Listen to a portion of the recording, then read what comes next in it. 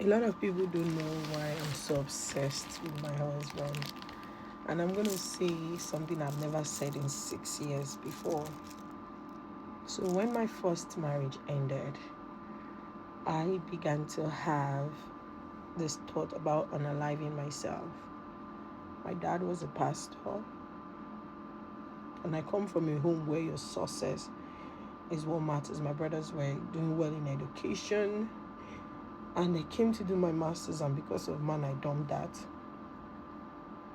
I had nothing to show. My parents spent a lot of money just to bring me here, and the next thing I was saying, I was going to be divorced, even though they warned me.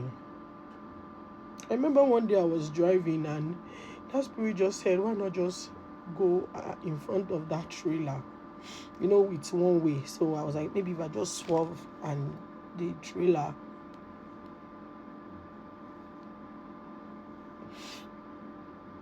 And I was sick one time, and I was, thanks to Brother Lekon, now Wuli Lekon, and Sister Bola. They drove all the way from, I've never said this before, they drove all the way from West Side to Kimby to come and pick me to the emergency, and they were calling this person, and the person never showed up, and I was very sick. And that day, on leaving that place, the next thing that came to my mind was unaliving myself. I battled with that for a while, but the thought of having family who relied on me was just there. And that's when I met my husband. And I remember telling him, all I need is your protection, because verbally I was being abused. Like, I would get calls, threats. Nobody was talking to me, nothing. Not like I was going to be deported. No, don't get it wrong. I was never going to be deported, because I was supposed to start school again.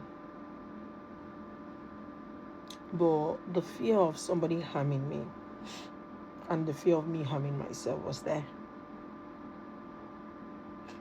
I'm not yet done. See, the day I will open my mouth to say my story, you guys will understand. I don't even need you guys to understand my love.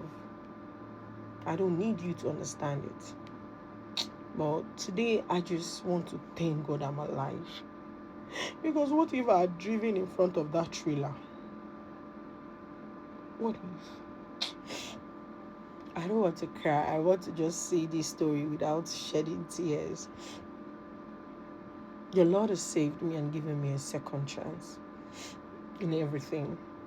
I was being called the barren, that I could not conceive, even to the point that they were lying on my head that I've aborted everything in my tummy.